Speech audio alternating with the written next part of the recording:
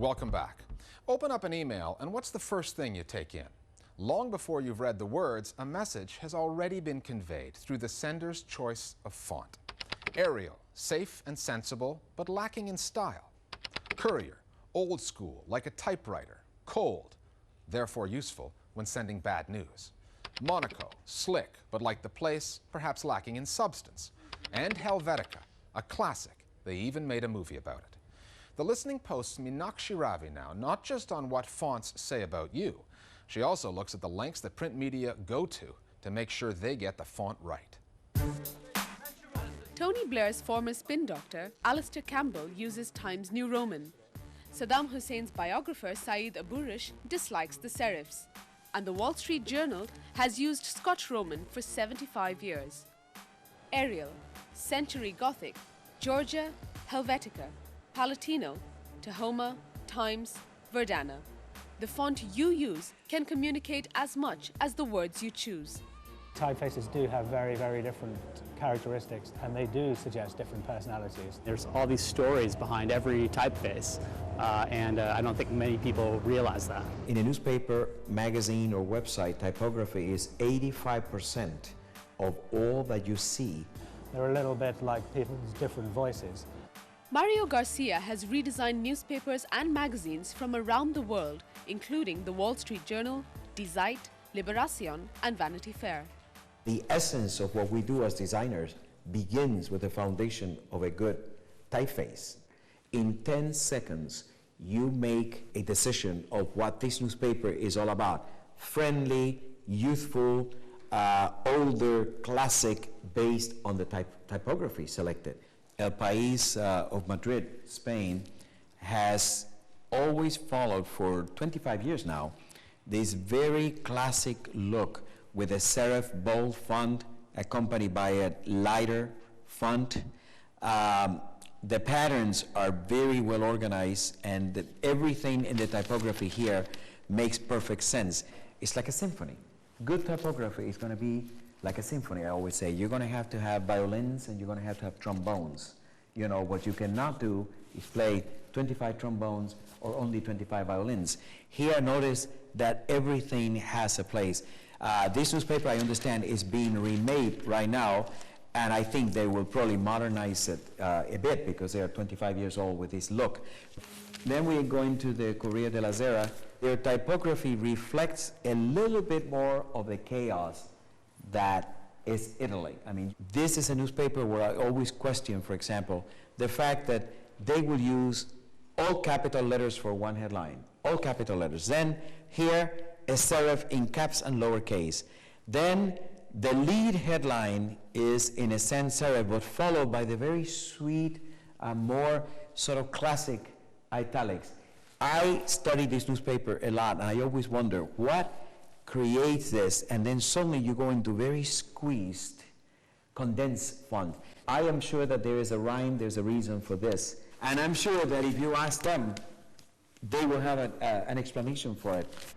When the UK's Guardian newspaper changed to the smaller Berliner format in 2005, the layout and the fonts changed too. The challenge in redesigning a newspaper like this is that you don't want to throw away 200 or 300 years of history, but you have to make it feel like something that has relevance in the modern age. So we were looking for a typeface that managed to do both things at the same time, which is a very, very difficult act to pull off. The previous headline typeface in The Guardian was Helvetica Bold, which was introduced in a redesign in 1988. And it gave us a very distinctive personality. It was a very bold, very black, quite heavy kind of font. So we decided to commission a new font. We worked with type designers in London and New York to create this typeface, which is called Guardian Egyptian. And we thought it would be a fascinating discipline to try and just use one typeface throughout the whole newspaper, but to have a very, very wide range of different versions of it. One of the most remarkable things about this redesign was that there were hardly any hostile comments from readers. But I think it's because we put a lot of energy into making the paper as readable as possible. But what about other alphabets? Murad Boutros and Dave Ferry have designed a font they call Tansikh that works across both Latin and Arabic alphabets.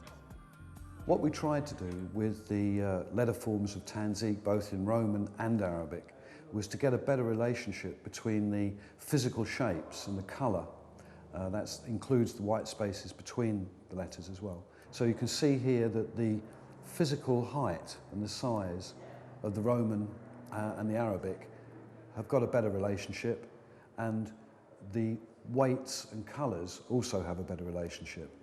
Some fonts inspire universal admiration. Others, like Comic Sans, provoke universal disdain. Oh yeah, it really is horrible. That's the one that even I hate. There is even a movement to ban the offending font, but not everyone thinks this is fair. It is despised by graphic designers and typographers. They wouldn't use it. Well, fair enough. But I think the rest of the world just wonders what all the fuss is about. Helvetica has been around for 50 years and is regarded by many as a design classic. Director Gary Hustwit made a film about it. I was interested in making a film about type and about the way that type sort of surrounds us every day. There are just thousands of words that we see all day long, but you might not really think about the way they're presented, the typeface that's used, or why the designer picked that typeface, or that there are actual human beings behind all these typefaces that drew all these fonts.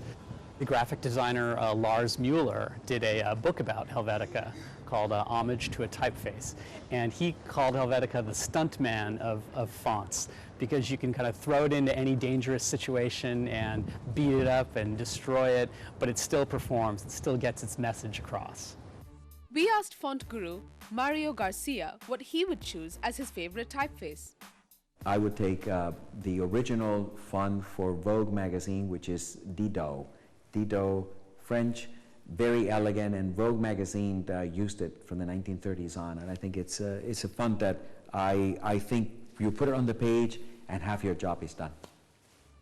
So what does your choice of font say about you? Eccentric, straight-laced, creative, or businesslike?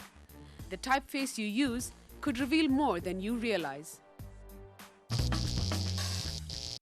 Here at the Listening Post, we regularly check in on state-run television, TV that comes with a government's official seal of approval. Well, last week we did a piece on children's television and advertising in which the point was made that banning TV ads that are aimed at kids, as some countries have done, means smaller budgets for the people who make the programs and, ultimately, inferior TV shows for children. Well, here's North Korea unwittingly offering a case in point. Nobody advertises on this show. Who'd want to?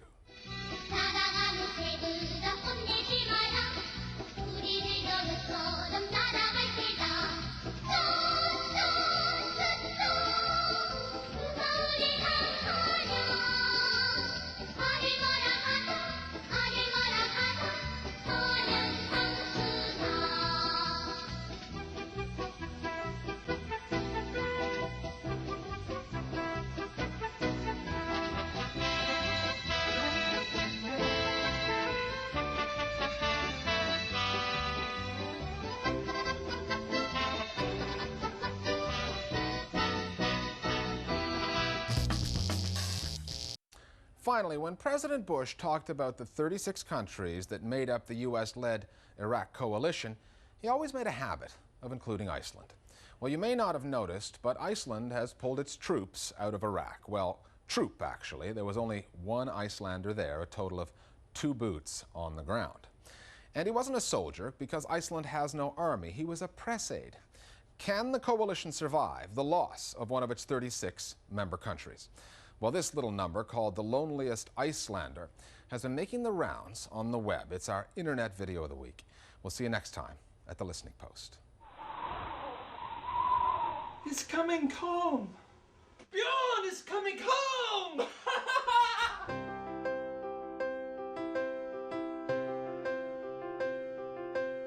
I'm just a boy from Reykjavik. This desert heat just makes me sick. Give me a fjord on which to roam.